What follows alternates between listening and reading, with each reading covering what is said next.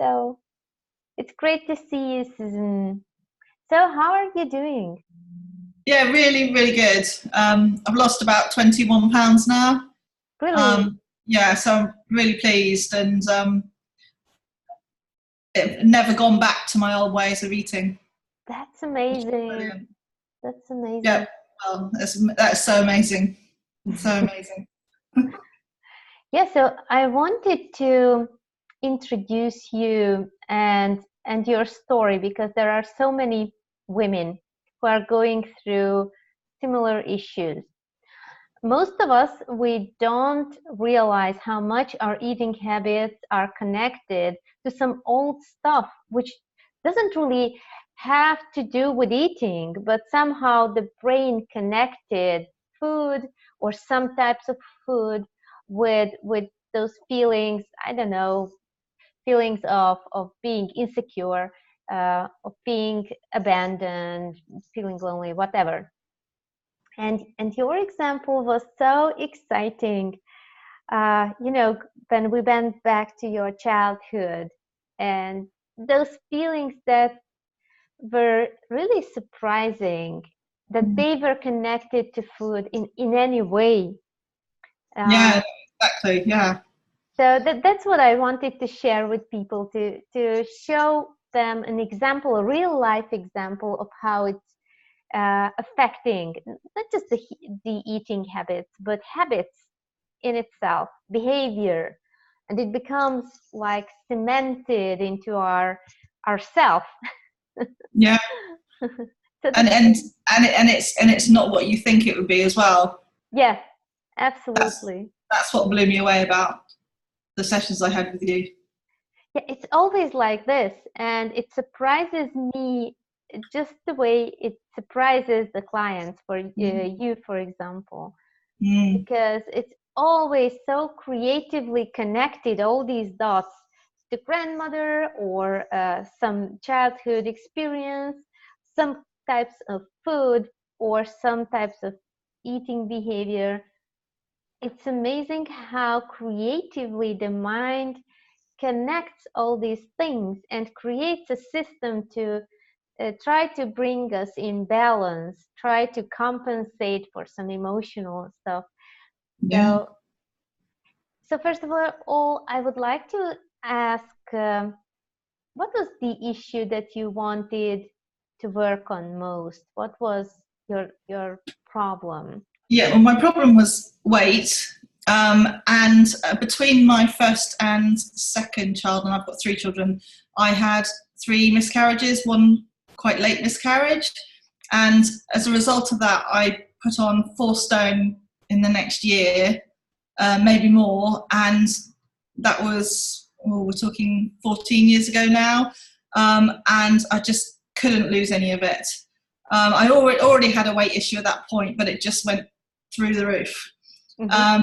And so one of the reasons why we got in touch is because I saw that you were helping women who'd been through traumatic experiences, and I knew, or thought I knew, that had caused my weight issues, and that even though I'd done lots of things to get help for that, and it had really helped, other things had helped, it hadn't helped my weight issues at all. Mm-hmm. So I was open to to a lot of help, and I say this has been the solution. I've been blown away, really blown away. And what were your initial expectations about the session or ideas? I was just quite open. I was just looking for a solution. I thought I knew what the cause was, and I think you obviously advertise that you do advanced hypnotherapy, and I just thought, well, I've got to try something. I'm 48 now. I thought I can't carry on like this. Mm-hmm. So I was open, and I was also willing just to go for it. Mm-hmm. And did you have any experience with hypnosis before? Yeah, I'd had hypnotherapy after the miscarriages, and it really helped emotionally. but had no effect on my weight at all. Mm-hmm. So yeah, I'm glad I did it, but it wasn't the solution that I'd hoped it would be. Which is why I was interested that in your advanced hypnotherapy, because I knew that hypnotherapy works, and I knew that I enjoyed having it, and I knew that I was quite easy to hypnotise. But I hadn't found the solution to my problem until I met you. And what did you find most surprising, actually, in your particular experience as we went through these sessions? You said to me before our session that the miscarriages wouldn't have been the cause of the gaining weight, or it wouldn't have been the cause of my turning to food for emotional reasons. You explained to me that it will be things to do with my childhood, but that the miscarriages would have put my stress levels through the roof, and my eating would have then matched it. I think that's what you said, or that's what I heard anyway. But which I heard and understood, but I still thought that I would need to deal with the miscarriages to end my eating issues. And the biggest surprise for me, and I find this astounding now, is that all my eating issues stopped after one session with you, and we didn't even touch the miscarriages. And I did actually have a couple more sessions with you, purely not because I needed it for the eating, but I was just quite astounded that we hadn't even dealt with these issues. So I wanted to go and deal with the miscarriages, which we did in the second and third session. But my eating habits, so my reason why I came to you, I don't know if I was lucky or what, or whether it happens a lot, but everything was over after one session, which is mind-blowing to me. And also the fact that under hypnotherapy before, I've always gone quite deep into it, and to the point that I've had some sessions years ago where I was chatting away and I have no knowledge of what I said at all. I thought I had said nothing and I'd been talking for half an hour.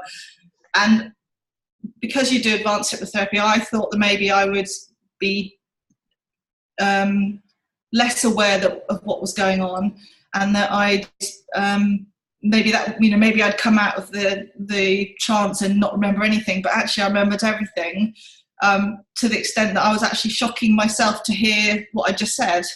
So I was conscious but hypnotized. And bear in mind, obviously the results I had, which are amazing. It's quite fascinating to me that that you got into my mind in a deep level, but I was not unconscious at all of the experience. In fact, I remember saying to you a few times after I'd said something, I remember saying, wow, well, that shocked me. And so I was conscious, and you were dealing with my subconscious, but I was conscious of you doing it. Yes. But I say probably the biggest thing is that everything changed after one session. Like mind-blowing to me, having had a lifetime of this. It was very interesting how you got the sense of it, that, oh my God, I have so much power over my own past, because you started to regain your power over those past issues when, as children or young adults, we are just stumbling and things happen to us. And that was amazing that you started to sense that, oh, I can change this. I can rethink or reframe that past experience, and started to go over. Then we did the miscarriages and those emotional issues. But what also amazed me is that I think the youngest memory we went back to was when I was 11 and my dad was in the Falklands War, and I dialed the number on the telephone that you used to be able to dial to get the top 10, and it was playing Cliff Richard's Daddy's Home, and I remember being distraught, and even saying it now I can feel the emotion coming.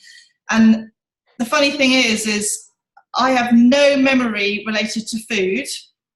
Like I don't remember being upset and going and getting food. That food doesn't come into that memory, but I have that memory, and I had every memory that came up a relation in that first session, I have a conscious memory of, in the way we have memories of our childhood.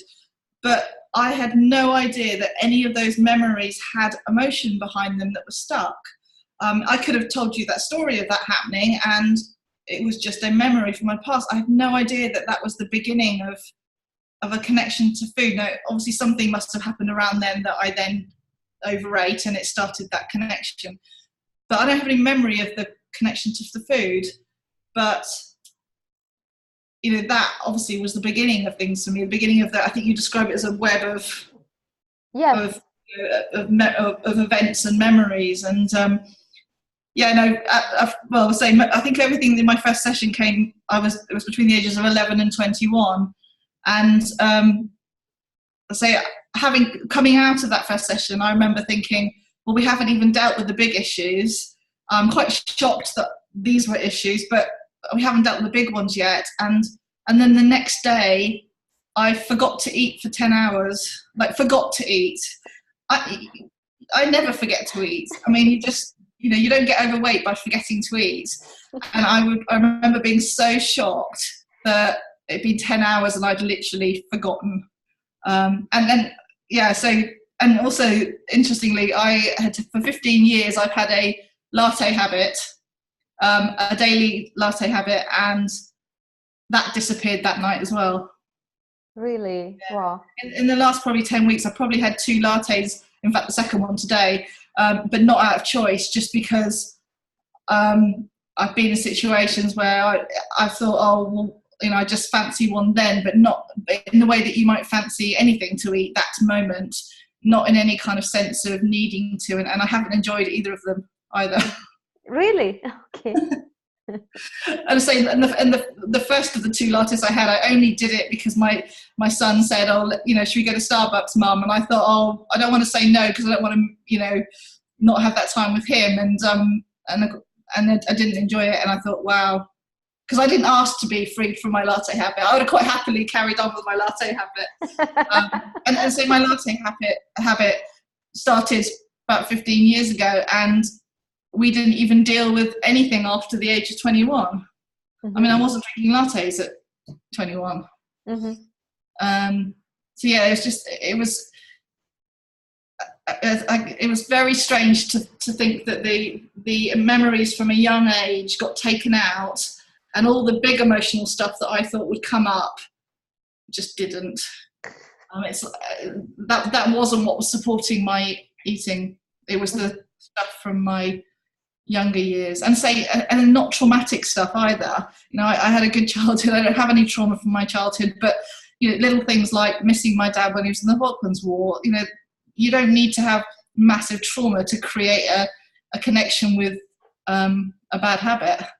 Mm-hmm. And that was quite amazing to me as well. So, mm-hmm. Yeah. And are you aware why did those emotions, like missing your dad, or why those moments were connected to food or that kind of food? I think some of the things that we talked about, I could see a connection with food, but that's the weird thing, that emotion from the age of 11, I have no memory of food being involved in that.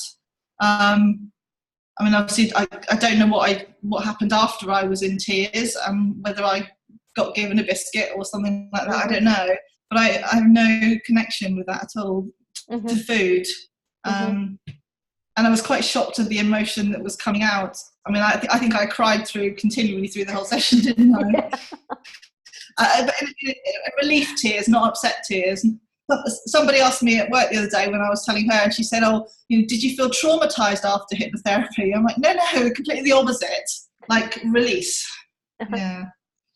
Yes, that happens to most people because we connect with these emotions, and just as our awareness goes into the past, into these emotional moments, and we connect with them on an emotional level, so not just consciously because we know that something happened back then, but emotionally, and we become that person, that 6-year-old girl or whoever, And through that, these emotions have an opportunity to get a release, actually.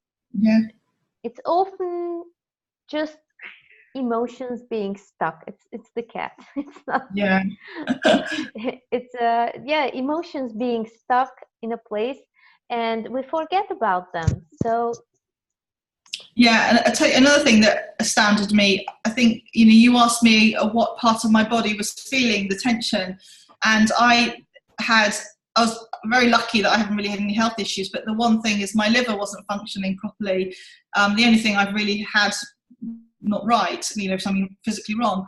And in our first session, every emotion I felt it in my liver area.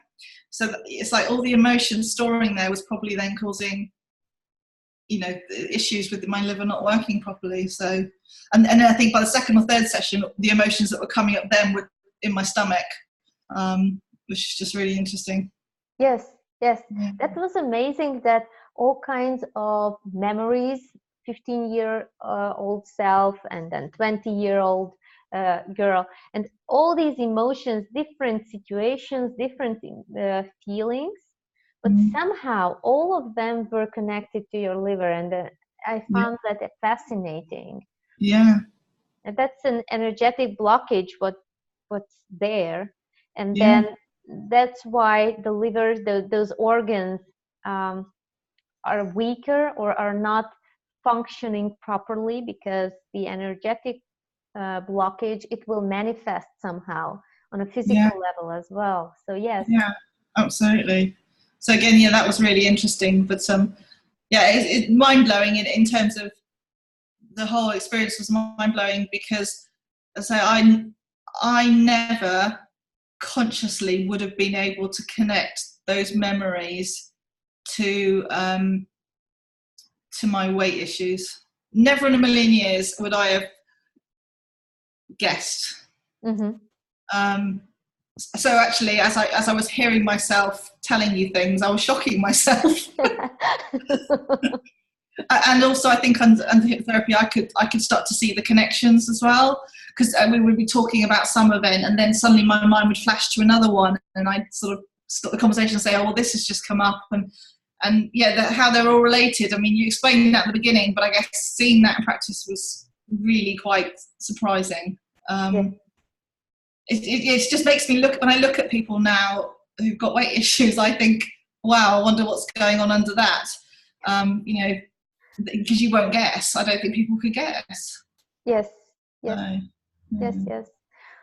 And it's very often emotions coming from the childhood, because as children, our minds are very open, and we are in a type of trance. As we are adults, we need to quiet our conscious mind, the logical, analytical mind. We need to step out of that role of the conscious thinker, and we need to relax, meditate, whatever. As children, we are naturally in that state of mind. So the brain is functioning in a different way. It's like in alpha or theta, and all the information comes in and gets imprinted in the brain, in the mind. So we react more directly, very fast, and it all stays there. So we don't have this protection against these memories. As in your case, our parents are just people, and they are reacting the way they can, the best they can, but the child doesn't comprehend fully the full 360-degree picture, the experience. It just sees one tiny bit and interprets that bit. That, oh my God, my dad is angry, so I feel rejected. Maybe he doesn't love me, whatever. So the child can't really understand what's going on. It interprets in its own terms. And what happens as a result is an emotion that's stuck, and we try to compensate for that feeling of abandonment, of rejection, of feelings of insecurities. They are Mm. very often related to health and weight issues. Yeah. So And that's I wonder if the big things that happen to you in life you do process because you just can't avoid it because it keeps coming back up. Where, you know, all my things were little things and they were minor. And you know, obviously my son's had a session with you, and he made me laugh because in a row a week later he said to me, "And all my issues were to do with you," and I laughed and thought, I bet they were. I was doing my best, but I bet they were. And he was a bit shocked. I think he was trying to insult me. But having been through the experience, I know how the little things of the childhood can, you know, if you've got a child that's maybe sensitive and just doesn't process it or reads more into it, it gets stuck. And you know, I'm sure I've been through more stressful things as a child that didn't get stuck. But just some things obviously do. And when they get stuck and they add up, and then you turn to something to try and settle that tension, internal tension. yes, Of course, it makes sense when you're an adult and you have bigger stresses that your coping mechanism has to go through the roof too to curtail that inattention. I guess yes, yes. So yeah, And no. and another very amazing experience with you was to see how the belief systems of your parents or grandparents they came down as your own. So you inherited kind of their own ideas, belief systems, fears, anxieties, all that yeah, that Yeah. burden. Because I think one story came up when I think in our third session when I came up about my grandmother having a scholarship to a Yeah. private school, 100% scholarship, and she couldn't go because her parents couldn't afford the uniform. And I remember having a massive moment of, oh my goodness, we've put our 3 kids through the private system, which has cost us a bomb, because of my internal issue with what my grandma went through. I could have saved myself a lot of money. I sorted that issue out years ago. But yeah, just to see the connection of the emotion trapped about my, you know, stories I heard about my ancestors, you know, have caused me to make decisions in my lifetime. That was quite mind-blowing as well. Obviously, that's nothing to do with the weight, but yeah, just to see that connection was quite a big moment for me as well. So Yeah, so that's it. Interesting how we are carrying the burdens of our ancestors. yeah, They were logical back then. yeah, They had some reasons and so on.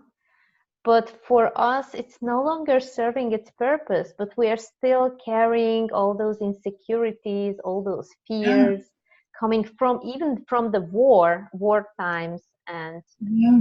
and all that. That's very And I guess I heard lots of stories from my grandparents that probably went in one ear and out the other, but that one particularly upset me. And obviously I held on to that upset, and it wasn't related to my weight, but you know, I made life decisions on the basis of that upset that I heard when I was 7 years old or something. And I mean, it's madness that how, and I wonder what decisions we all make in life about many things based on things that are just stuck from our childhood. It just, you know, you hear something and you get upset and you don't process it properly.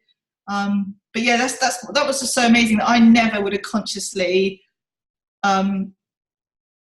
guessed what I hadn't processed that was causing this. And I would never in a million years, albeit I had conscious memory of all these things. Nothing came up that was a shock to me. Nothing came up that I didn't know about. Because somebody said to me, "Oh, did you have things coming up that you'd suppressed?" I'm like, "No, it was nothing like that. There was no traumatic thing that had happened to me that I had been suppressing the memory of. It was not necessarily small things, small moments in time that I had a conscious memory of, but I never would have seen the connection. I mean, if you'd said to me it'll be about minor things like that, I would have thought you were slightly nutty." Yeah, that's exactly how it happens.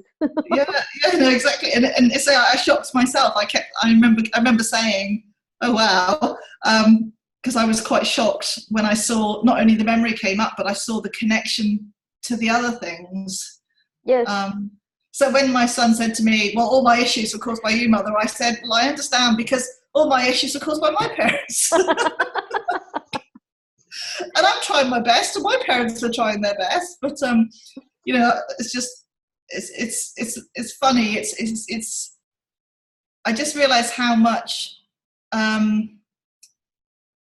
all this um, overeating that people do is just unnecessary, like really unnecessary. But they just don't know any different. And I'm telling everybody who's noticing my weight loss, I'm telling everybody about you, and because and I've lost about 21 pounds now, and it's just a question of time before I get to my ideal weight now.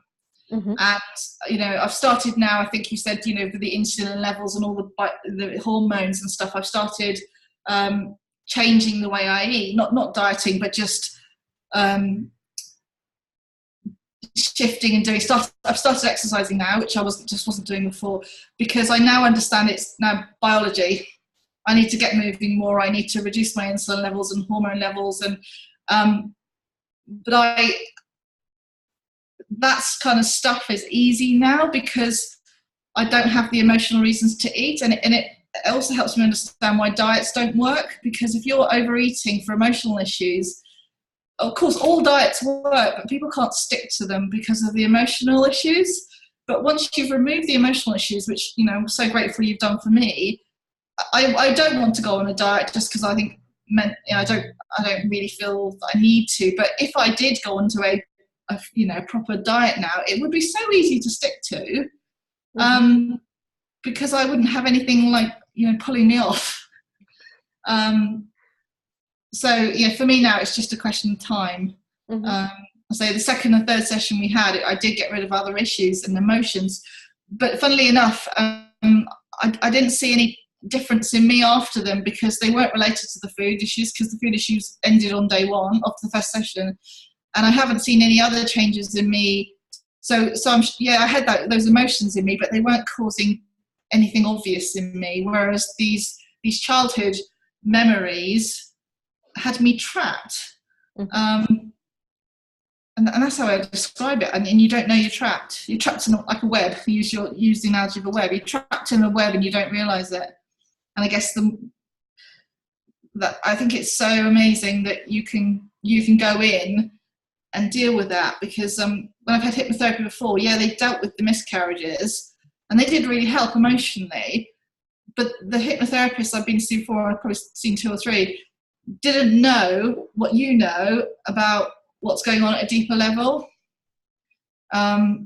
which is that. I mean, that's the power of what you do.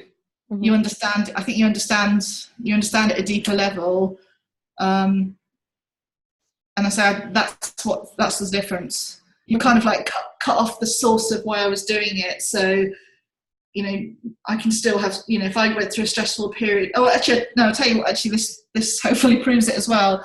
I won't say what it is. I know you know what it is, Irene. But the day after I had my first session with you, we,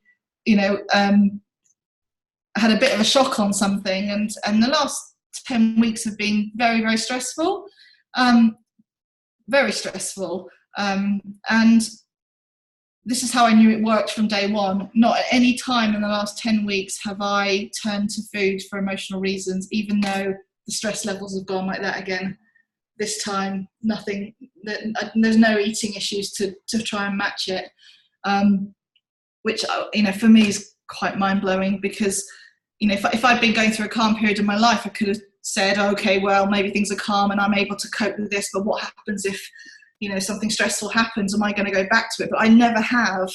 And also, after that first session, I developed an aversion to feeling full.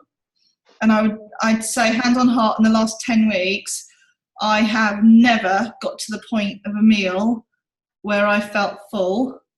And I'm almost always very hungry by the time I had my next meal, and that just wasn't happening before. So for me not to turn to food during quite a stressful period is amazing, because I've always been somebody that turns to food. Mm-hmm. I Yeah. feel reformed. Yes. I feel a new person.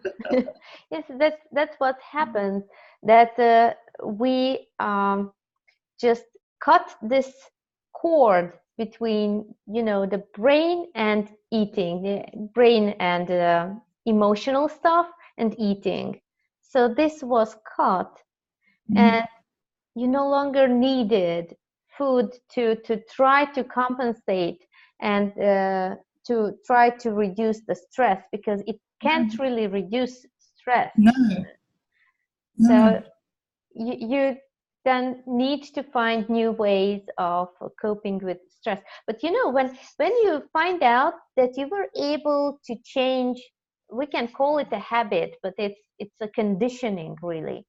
When you were able to change that on such a deep level, you start to feel that you are in control. If I could change this, I can change other things as well. So I'm more in control. It's not the stress situation which is so stressful, actually, but it's the feeling of being completely out of control and helpless. Yeah. When you start to feel some ground under your feet, because you feel your own power, even things happen in life. That's it. But I almost wouldn't describe it like that. I wouldn't say it's about control and power. It's just not even an issue. In the way that I've never smoked, so I would never think about having a cigarette if I was stressed. Before our first session, I might have been able to use willpower to control myself to not eat. But there's no need for that now. There's no willpower involved. I just don't think about it in the way that it wouldn't dawn on me to drink a glass of wine for stress reasons. I now don't think about food for stress reasons. There's no willpower or control, or even a sense of empowerment. It's not even there. It's not even an issue. And it's funny, at work the other day, they had there was loads of cakes for somebody's birthday, and one of our PAs, who is avidly watching me, because I think she might come and see you, but she sort of said to me, "Oh, I'm going to see if you have one of those cakes." And I said to her, I'd noticed those cakes were there in the way that I noticed there's a chair there, but that's the extent of my noticing. So it wasn't a question of, well, I noticed there's cakes and I'd like one, but I feel now empowered not to have it. It wasn't even like that. It's just not on my radar to have anything outside of meal times or outside of being hungry. And I'd say 95% of the time I've not had sugar when I could have since then. Now, that doesn't mean I wouldn't have chocolate, and I have had chocolate, but I've had chocolate if I'm really hungry and I fancy it, and that's the only reason I've had it. It's almost like chocolate or anything unhealthy is just food now. And so I don't have to have any rules about not having anything or having, not being able to eat this. I'll eat. I have had crisps, and I will eat crisps if I want it and if I'm hungry. And if I'm not hungry and I don't want it, it's not on my radar. So I almost feel I've been reset, so that I now have the mind of somebody who is slim. Because I think slim people, it wouldn't dawn on them to turn to food for emotional reasons, in the way it wouldn't dawn on me to have a cigarette for emotional reasons. So I've almost been, there's no sense of empowerment or now having control. It's not even an issue. It's not, you almost have to, the way I see being in control is you have to, be able to ignore a desire. Well, the desire's not there, so you don't need to ignore a desire that's not there. And so I've been quite interested that anytime I've got anywhere near, I wouldn't even call it full, but anywhere near, I guess, satisfied after a meal, I can't eat anymore now. And I think probably once I've gone beyond satisfaction, but not quite to full feeling. It's almost like my body's screaming at me beyond the feeling of satisfaction. So I suspect that naturally slim people, that's how they feel. And I can promise you, I did not feel like that. I've never felt like that until our session. It's So yeah, it's amazing. very fascinating. Yeah, and I say, was I lucky that it just happened on one session, or does it take people longer normally? No, it's normally quite fast. In one Yeah. or two sessions, there are very strong, big changes. So Mm. yeah, yes, Yeah, normal. mind blowing. I'm so over the moon. I'm happy. I'd love to learn to do what you do, because it's just, I mean, I just think you're gonna change a lot of lives. Yeah, okay. I can give you some information on that, how you can learn that, and who Yeah, are the best trainers in the UK. because And actually, I think under hypnosis, actually, you asked me a question about under hypnosis. Why did I go through some experience? And I found myself saying to you, it shocked me again, because I'd like to be able to help people, and yeah, I guess I'm a walking advertisement that this works.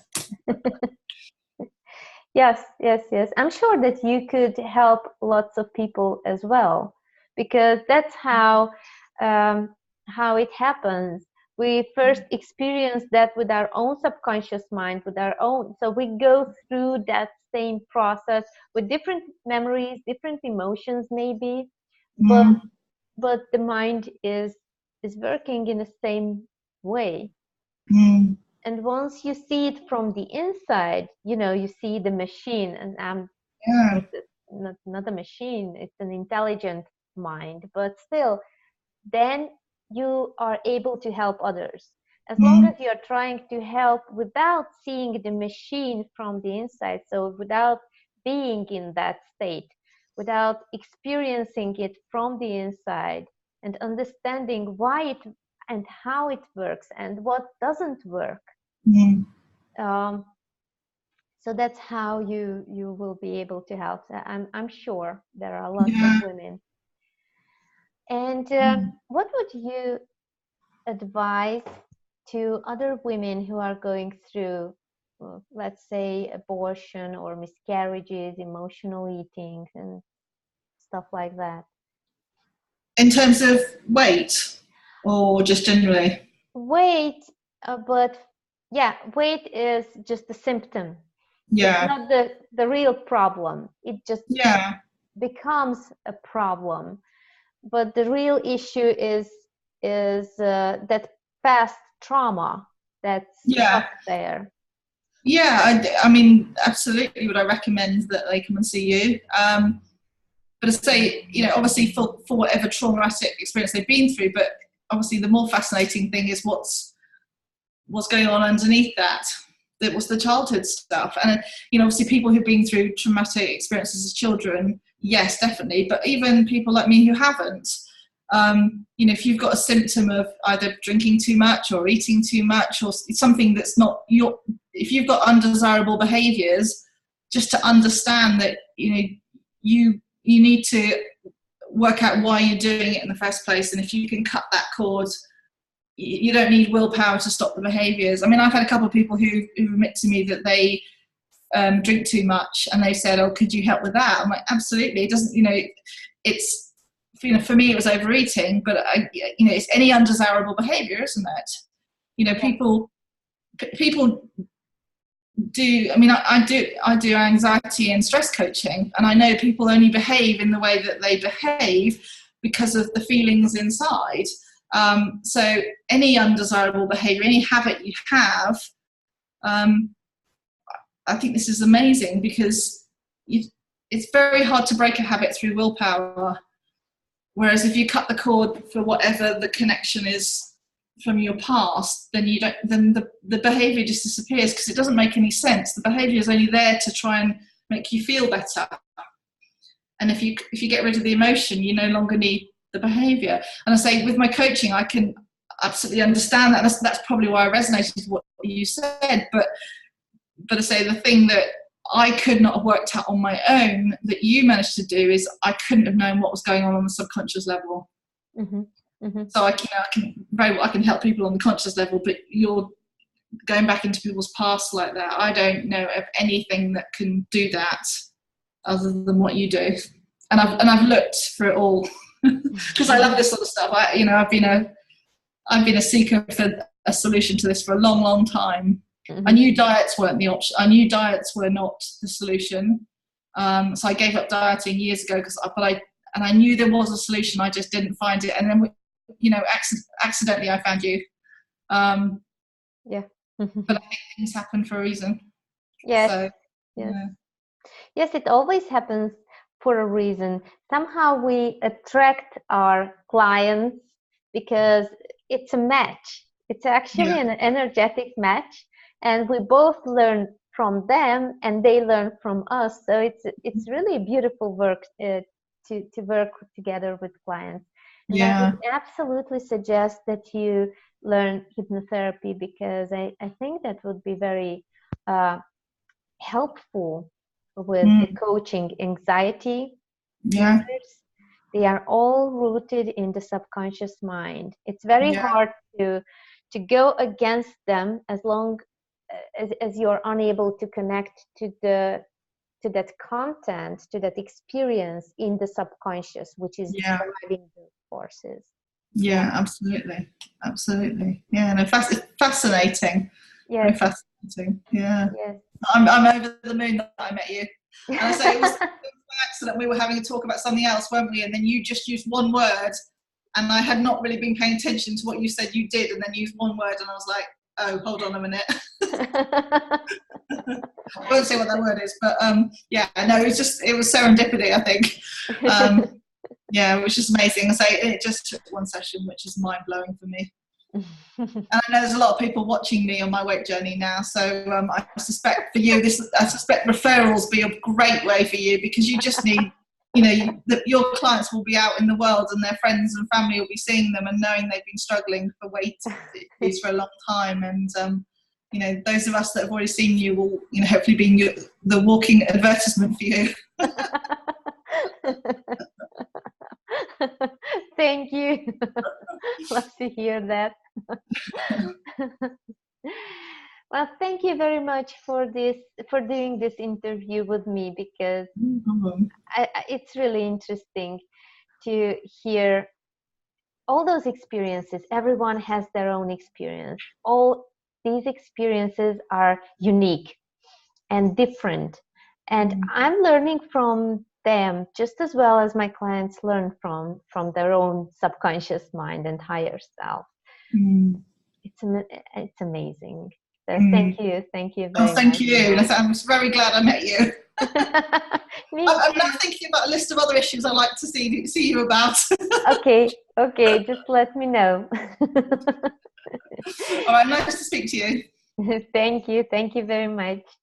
Bye. Thank you.